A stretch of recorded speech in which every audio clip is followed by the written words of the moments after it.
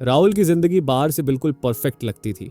अच्छी नौकरी, प्यारा परिवार, अच्छे दोस्त, लेकिन अंदर ही अंदर उसके रिश्ते धीरे धीरे टूट रहे थे। पत्नी से छोटी छोटी बातों पर झगड़े, दोस्तों से दूरी, ऑफिस में तनाव।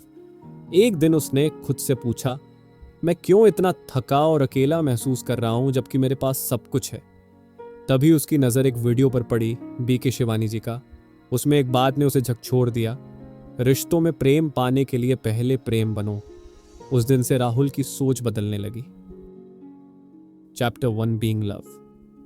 राहुल हमेशा सोचता था कि अगर लोग उसे प्यार करें, उसकी इज्जत करें और उसकी परवाह करें तो उसकी जिंदगी परफेक्ट हो जाएगी। लेकिन हकीकत अलग थी। पत्नी से आए दिन बहस, ऑफिस में साथियों से खटास और दोस्तों से दूरी। एक दिन उसने गुस्से में अपनी पत्नी से कह दिया, तुम कभी मेरी फीलिंग्स समझती ही नहीं। पत्नी चुप रही, लेकिन राहुल के मन में कहीं एक सवाल गूंजता रहा, क्या सच में मेरी खुशी दूसरों पर निर्भर है? इसी दौरान उसे बीके शिवानी जी का एक सेमिनार सुनने का मौका मिला। वहां उन्होंने कहा, प्रेम मांगना नहीं, प्रेम बनना है। अगर आप खुद प्रेम का स्रोत बन जाएं तो आपको देने के लिए भी और पाने के लिए भी कमी नहीं रहेगी।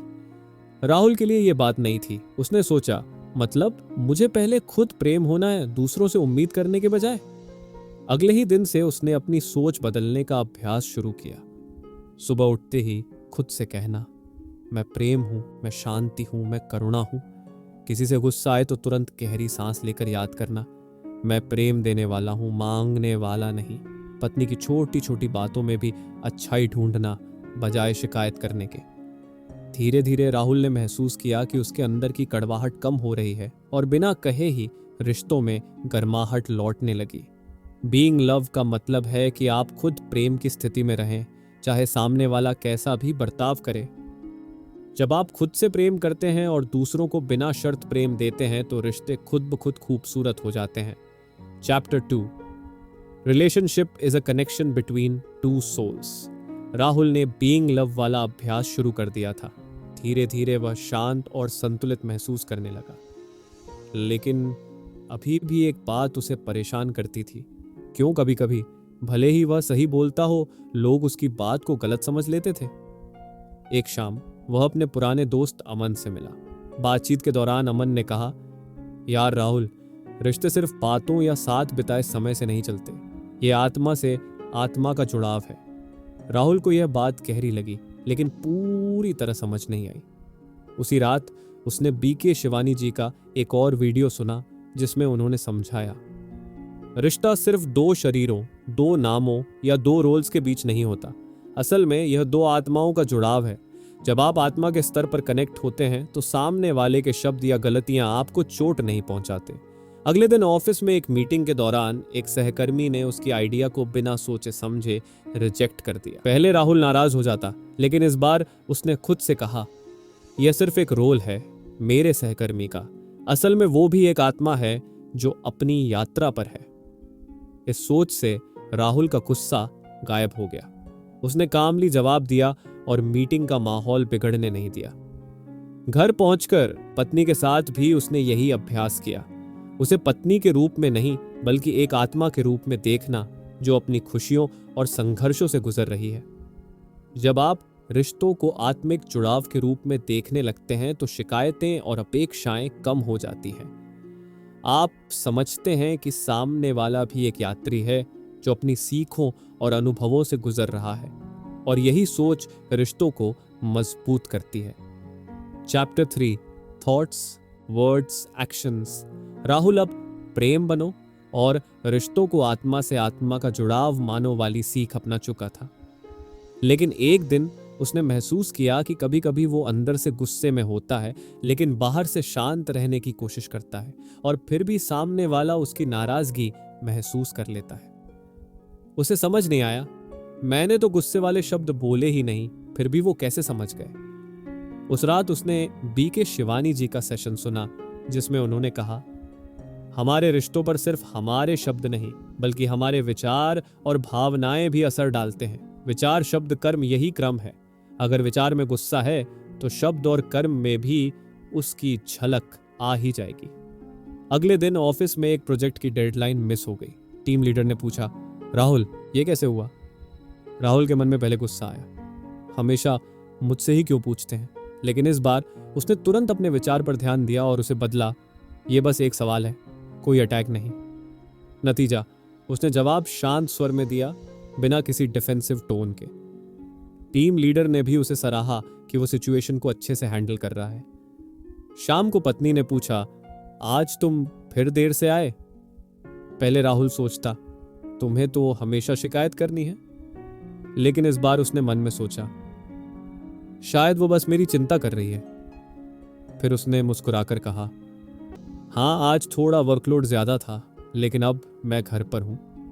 पत्नी का चेहरा तुरंत नरम हो गया। आपके विचार, आपके शब्द और आपके कर्म तीनों एक चेन में जुड़े हैं।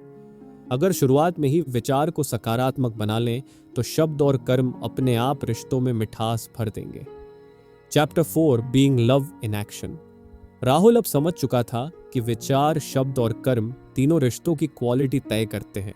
लेकिन फिर भी कई बार वो सोच में तो पॉजिटिव रहता, लेकिन सिचुएशन में प्यार दिखा नहीं पाता। वो सोचता, प्यार महसूस करना आसान है, लेकिन हर समय उसे जीना मुश्किल क्यों है? एक दिन बीके शिवानी जी के एक प्रोग्राम में उसने सुना, प्रेम सिर्फ एक भावना नहीं, यह एक निरंतर एक्शन है। अगर आप प्रेम हैं तो यह आपके हाव भाव, बोलचाल और व्यवहार में झलकना चाहिए, चाहे सामने वाला कैसा भी बर्ताव करे। ऑफिस में एक जूनियर ने गलती कर दी, जिससे क्लाइंट नाराज हो गया। टीम के बाकी लोग उस जूनियर पर चिल्ला रहे थे, लेकिन राहुल ने गहरी सांस ली और खुद से कहा, बीइंग लव इन एक्शन। वो उस जूनियर के पास गया और शांत स्वर में कहा, गलती हो गई, लेकिन कोई बात नहीं, हम मिलकर इसे ठीक करेंगे।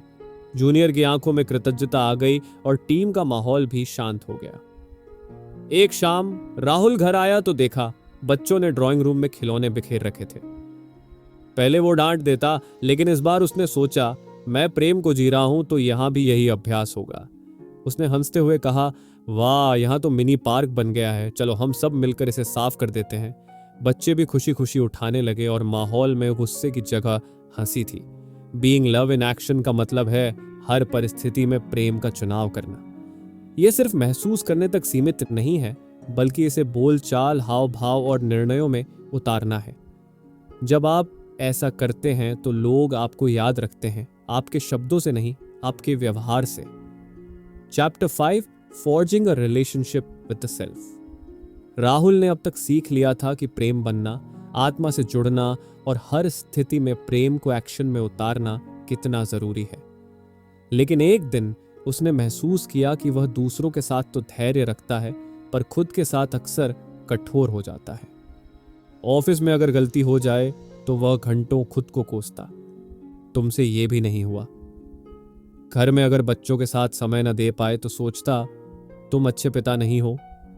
एक शाम पार्क में टहलते हुए उसने बीके शिवानी जी की एक पंक्ति याद की, अगर आपका अपने आप से रिश्ता अच्छा नहीं है तो आप किसी और से भी सच्चा रिश्ता नहीं निभा सकते। उसने तय किया कि जैसे वह अपने दोस्तों के साथ समझदारी और करुणा रखता है, वैसे ही वह अपने साथ भी रखेगा। गलती पर सजा नहीं, वास्तविक वही, अगर किसी काम में गलती हो गई तो वह खुद से कहता, ठीक है, अगली बार और बेहतर करेंगे। खुद को समय देना, सुबह 10 मिनट मेडिटेशन जिसमें वह खुद से जुड़ने का अभ्यास करता। पॉजिटिव सेल्फ टॉक, आईने में देखकर मुस्कुराते हुए कहना, तुम अच्छा कर रहे हो। पहले जब वो थककर घर आता तो बच्चों के शोर से चिढ़ जाता, अब वो समझता, मैं थका हूं, इसका मतलब ये नहीं कि बच्चे गलत हैं। पहले खुद को शांत करता हूं, फिर उनके साथ खेलूंगा। इस बदलाव से बच्चे भी उससे ज्यादा जुड़ाव महसूस करने लगे। Forging a relationship with the self का मतलब है खुद को वही प्रेम, सम्मान और समझ देना जो आप दूसरों को देते हैं। जब आपका अपने आप से रिश्ता अच्छा होता है तो बाकी रिश्ते भी स्वतः खूबसूरत हो जाते हैं। Chapter 6, ending blame game, being self responsible. Rahul अब अपने आप से दोस्ती कर चुका था, लेकिन उसके रिश्तों में एक आदत अभी भी चुपचाप जड़ जमाए बैठी थी, दूसरों को दोष देने की। जब घर में माहौल बिगड़ता तो वो सोचता, पत्नी को बदलना चाहिए। जब ऑफिस में प्रोजेक्ट फेल होता तो कहता, टीम सही नहीं है। एक दिन बीके शिवानी जी के एक टॉक में उसने सुना, जब तक आप अपनी हर स्थिति के लिए किसी और को दोष देते रहेंगे, आपके पास बदलाव की ताकत कभी नहीं होगी। जिम्मेदारी लीजिए और आप अपनी जिंदगी के निर्माता बन जाएंगे। ये बात राहुल के दिल को छू गई। ऑफिस में एक प्रोजेक्ट डिले हो गया। पहले की तरह वो सोच सकता था ये मेरी टीम की गलती है, लेकिन इस बार उसने खुद से कहा मैं लीड हूं तो डिले की जिम्मेदारी भी मेरी है। उसने तुरंत प्लान बदला, क्लाइंट को अपडेट दिया और टीम के साथ काम करके डेडलाइन पूरी की। नतीजा, टीम का भरोसा बढ़ा और क्लाइंट ने भी उसकी ईमानदारी की तारीफ की। एक रविवार सुबह पत्नी नाराज थी। तुमने वादा किया था कि आज बाजार चलेंगे, लेकिन तुम फिर ऑफिस का काम करने बैठ गए। पहले राहुल कह देता तुम समझती क्यों नहीं कि काम जरूरी है, लेकिन इस बार उसने कहा हाँ ये मेरी गलती है, मैंने प्लान ठीक से नहीं बनाया। चलो अभी चलते हैं। पत्नी का गुस्सा तुरंत कम हो गया। ब्लेम गेम रिश्तों में दूरी बढ़ाता है, जबकि सेल्फ रिस्पॉन्सिबिलिटी भरोसा और जुड़ाव लाती है। जब आप जिम्मेदारी लेते हैं तो सामने वाला भी बदलने लगता है, बिना कहे बिना जोर डाले। Chapter 7 self criticism versus self motivation. Rahul अब ब्लेम गेम छोड़कर सेल्फ रिस्पॉन्सिबिलिटी अपनाने लगा था, लेकिन एक नई चुनौती सामने आई। जब भी गलती करता वह खुद को बहुत कठोर शब्दों में जज करने लगता। तुमसे ये भी नहीं हुआ, तुम अच्छे लीडर नहीं हो। उसने देखा कि यह सेल्फ क्रिटिसिज्म उसे सुधारने के बजाय और निराश कर देता है। एक शाम मेडिटेशन के बाद उसने बीके शिवानी जी के शब्द याद किए, सेल्फ क्रिटिसिज्म आपको कमजोर बनाती है, जबकि सेल्फ मोटिवेशन आपको मजबूत करती है। गलती पर खुद को तोड़ने की बजाय खुद को बेहतर बनने के लिए प्रेरित करें। ऑफिस में एक दिन उसने रिपोर्ट में गलती कर दी। पहले वाला राहुल सोचता तुम बेकार हो, लेकिन इस बार उसने खुद से कहा गलती हुई, लेकिन यह सीखने का मौका है, अगली बार चेकलिस्ट बनाऊंगा। इस बदलाव से वह परेशान होने के बजाय तुरंत समाधान ढूंढने लगा। एक दिन बच्चों के साथ खेलने का वादा पूरा नहीं कर पाया। पहले वो खुद को कोसता तुम अच्छे पिता नहीं हो। अब उसने सोचा आज समय नहीं दे पाया, लेकिन कल बच्चों के साथ पार्क जरूर जाऊंगा। अगले दिन उसने ऐसा किया और बच्चों का चेहरा देखकर उसे महसूस हुआ मोटिवेशन क्रिटिसिज्म से ज्यादा असरदार है। सेल्फ क्रिटिसिज्म आपको अंदर से कमजोर कर देती है, जबकि सेल्फ मोटिवेशन आपको आगे बढ़ाती है। गलती को सुधारने के लिए प्रेम और प्रेरणा का सहारा लें, अपने ही लिए भी। Chapter 8 expectations in relationships.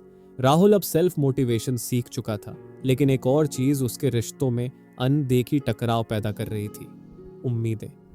वो सोचता मैं इतना कुछ करता हूं, बदले में ये भी तो मेरे लिए कुछ करें। अगर पत्नी उसकी तारीफ ना करे तो वह चुपचाप नाराज हो जाता। अगर दोस्त समय पर कॉल ना करें तो उसे लगता इनके लिए मैं जरूरी नहीं हूं। एक दिन बीके शिवानी जी के टॉक में उसने सुना एक्सपेक्टेशन का मतलब है हम अपनी खुशी किसी और के व्यवहार पर निर्भर कर रहे हैं। जब तक हम उम्मीदों से रिश्ते निभाते हैं, निराशा तय है। प्रेम का मतलब है देना बिना बदले की चाह के। राहुल ने तय किया कि वह अब रिश्तों में उम्मीदों का बोझ नहीं डालेगा। पत्नी के साथ पहले वह सोचता वो मेरे लिए चाय बनाए तभी मैं खुश रहूंगा, अब वह खुद चाय बनाकर कहता तुम आराम करो। पत्नी का चेहरा देखकर उसे एहसास हुआ प्यार तब सबसे खूबसूरत लगता है जब वह बिना शर्त हो। दोस्तों के साथ पहले अगर दोस्त मैसेज ना करें तो वह दूरी बना लेता, अब वह खुद पहल करके कॉल करता और खुश रहता, चाहे सामने वाला कितनी भी देर से जवाब दे। बिना उम्मीदों के राहुल का व्यवहार बदल गया। वो ज्यादा खुश, ज्यादा रिलैक्स और ज्यादा देने वाला बन गया। पत्नी और बच्चे भी उसकी इस बदली हुई एनर्जी से और जुड़ाव महसूस करने लगे। एक्सपेक्टेशंस रिश्तों में छुपा हुआ तनाव है। जब हम उम्मीदों को छोड़कर सिर्फ देने पर ध्यान देते हैं तो प्यार स्वाभाविक और हल्का हो जाता है, और अक्सर सामने वाला भी बिना कहे हमें बदले में देने लगता है। Chapter 9 the healing power of forgiveness. Rahul अब रिश्तों में बिना उम्मीदों के जीना सीख गया था, लेकिन उसके दिल में एक पुराना बोझ अभी भी था, कड़वाहट। कॉलेज के दिनों में एक करीबी दोस्त ने उसका भरोसा तोड़ा था। वो दोस्त अब भी सोशल मीडिया पर दिख जाता और राहुल के भीतर गुस्सा, दुख और धोखे की चुभन उठ जाती। एक दिन बीके शिवानी जी के सेशन में उसने सुना फॉरगिवनेस का मतलब यह नहीं कि आप गलती को सही मान रहे हैं, इसका मतलब है कि आप अपने दिल से उस दर्द का बोझ उतार रहे हैं ताकि आप आज को शांति से जी सकें। उसने रात को मेडिटेशन में उस दोस्त की याद की और खुद से कहा, जो हुआ वो अतीत है, मैं तुम्हें माफ करता हूं ताकि मैं आज आजाद हो सकूं। पहले कुछ दिन मुश्किल थे, पुरानी यादें बार बार लौटती, लेकिन धीरे धीरे उसने महसूस किया कि उस दोस्त का नाम सुनकर अब उसका दिल भारी नहीं होता। माफ करने के अभ्यास ने राहुल को हल्का कर दिया। अब वह छोटी छोटी बातों पर नाराज होने के बजाय आसानी से छोड़ देता। पत्नी, बच्चे और ऑफिस के लोग उसकी इस नई शांति को महसूस करने लगे। फॉरगिवनेस एक तोहफा है जो हम खुद को देते हैं।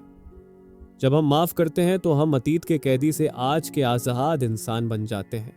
यह हीलिंग हमें और हमारे रिश्तों को गहरी शांति और प्रेम से भर देती है। Chapter 10, living a life of love. सालों पहले राहुल वही था जो हम में से कई होते हैं, उम्मीदों से भरा, दूसरों को दोष देने वाला, खुद को कठोर शब्दों में जज करने वाला और पुराने घावों से दबा हुआ। लेकिन अब राहुल बदल चुका था। एक रविवार की सुबह वह छत पर खड़ा सूरज को देख रहा था। पत्नी रसोई में गुनगुना रही थी, बच्चे नीचे बगीचे में खेल रहे थे। राहुल ने महसूस किया उसके भीतर गहरी शांति है। वह अब जानता था, प्रेम कोई चीज पाने का सौदा नहीं बल्कि देने का स्वभाव है। जिम्मेदारी लेना मतलब दूसरों को बदलना नहीं बल्कि खुद को बदलना है। माफ करना मतलब अतीत का बोझ उतारना है। ऑफिस में वह अब सिर्फ एक बॉस नहीं बल्कि एक मेंटर था। टीम उसकी एनर्जी से प्रेरित होती। घर में वह सिर्फ एक पति या पिता नहीं बल्कि एक दोस्त और सहारा बन गया था। और सबसे महत्वपूर्ण, वह अपने साथ प्यार और सम्मान से जीता था। राहुल ने अपनी डायरी में लिखा, अब मैं हर दिन एक ही इरादे के साथ जीऊंगा। हर इंसान, हर स्थिति, हर पल में प्रेम बनकर चलते रहे।